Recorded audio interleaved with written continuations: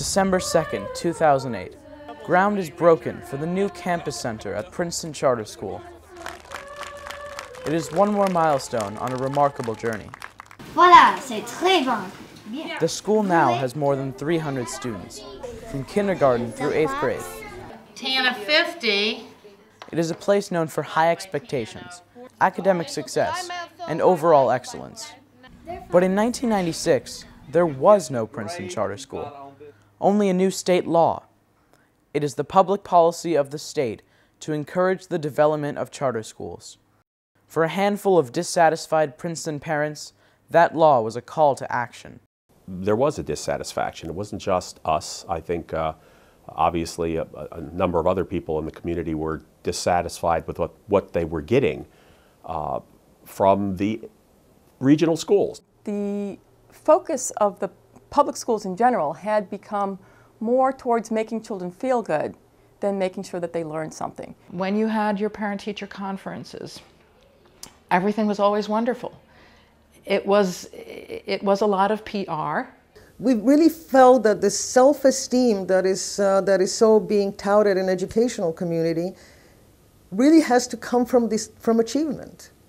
Parents managed to meet up with each other, and one of them suggested that we look into starting a charter school where basically teachers, parents, and students were all held to task for learning a certain core amount of material. Reading, writing, and arithmetic. We felt that you had to guarantee that the school would deliver those three skills to the children. They should stop baking breads and making dioramas in schools. They should be doing real stuff. These parents decided to pursue their vision of a new charter school, igniting an immediate firestorm of controversy in Princeton. A couple of people on the school board were massively opposed. They helped drive the hostility. There was a lot of hostility directed our way by different elements of the community. We were accused of elitism. We were accused of being a financial drain on the regular schools. None of us involved with the founding of the school, I think, were fully prepared for the reaction within the town. It truly divided the town. People were upset with us personally, too. In fact, I took my younger daughter out of the public schools and put her in private school because the atmosphere in the school was, hostile towards me. But the group went forward. One of the first steps was writing a formal application for a charter to start a new school. Well, our goal was to articulate what children should know and be able to do in each grade level. It was really exciting and fulfilling, I think, for the whole founding group to sit in a room.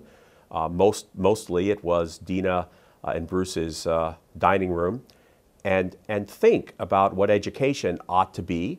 Well, this is the table so the charter was due in Trenton, the charter application, I should say, was due in Trenton on October 15th, 1996.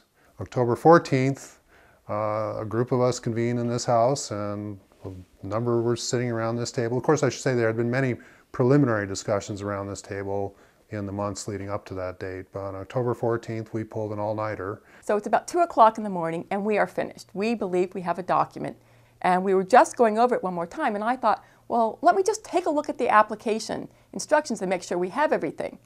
And so I looked at the application instructions. I said, oh no, the sections have to be in a particular order. And we rearranged all of the text of this huge document. And finally, we were done. And it was 7 o'clock in the morning. And the morning of October 15th, our son came down the stairs and says, what, you're all still here? And the charter was printed and put into envelopes and taken down to Trenton that morning. The good news came in January of 1997. The charter was approved. The excitement for me didn't last long. It's January. We don't have a building. We don't have an employee. And school opens in September. We don't have any money. I should add to that. And, I'm not sure that the current community realizes the state gives you $0 to start a charter school. It's your problem. We needed students. We immediately started to advertise for students, and we set up meetings in the community learning centers in town to reach all the parents. Meanwhile, Peter Yanlos was in charge of finding us a building. We looked around town at various properties, and there was this one property which was not fully occupied that was sort of laconically for sale. And that's the property we ended up buying. I drove by, said it's $2.8 million. Now the problem became, how on earth does a group with no money buy a building that incidentally needed to be massively renovated? The result was inspiring because the innovative structure we ended up with involved parents in Princeton, some of whom had no children who could attend the school, signing personal guarantees to secure the acquisition of this campus. So we put together this patchwork of financing, really an implausible deal by any measure, and it closed. It's just utterly remarkable. Meanwhile, after a long and intensive search, the founders determined that Charles Marcy was the right man to lead this new school. He came to interview right at this house. I think he was shocked. We were shocked too, because he spoke with a Tennessee accent. I've never met somebody with a Tennessee accent before. I'm in a suit and they're in shirts and sweaters and blue jeans. We had an interview, and I thought it went well. He loved to teach, and it was very important for us to have a head of school who taught, because we couldn't afford to have a head of school and a fifth teacher. C double bond OH is an acid. So what is it? And the opportunity to start from scratch was just something I could not turn down. I remember coming to this very sterile 3-floor building thinking, there's a school in here? I go up to the 3rd floor, there's old orange carpet on the floor, there's papers everywhere. Chuck is sitting behind his desk, and I thought, what have I gotten myself into? There was also the matter of finding students, and there was no shortage of applicants. 1/3 of the students that were eligible to come to the school applied to the school in its first year before we had a building or even a first person hired. 1/3 of the parents applied. So you can see, when I say the parents were hopeful, a lot of the parents were hopeful. Some parents wound up disappointed, including 2 of the founders. And then a random selection was made, and so there were, I forget, Dina will remember how many applicants That number I always remember, 68 applicants for 6th grade. Our son was one of the 68, and he pulled out a number 67 in the lottery. So he didn't get in. The charter school opened in September of '97. Our son went to JW. Eventually, our son was offered the slot, and we took it. Finally, in September 1997, Princeton Charter School opened with 72 students in 3 grades, 5 full-time faculty, and a well-defined blueprint. What they say in that charter, our board and our founders, they mean that. That is the thing which the school runs on. It's our framework. It's what we live, breathe, plan, teach by. And that's good. The first year was a challenge to everyone, including the founders. We had no money for equipment, so we went to Princeton University, what do you call it? Surplus. A lot of surplus equipment. So, beat up desks and chairs. People donated staplers and scissors and paper. You did from the very lowliest menial jobs, scrubbing desks and setting them up, to the highest job, hiring the head of the school and dictating what the school's policy was. A whole avalanche of small things and helpful people made the school succeed. And succeed it did, almost immediately. That success was measured in test scores and in the ever-growing number of applicants.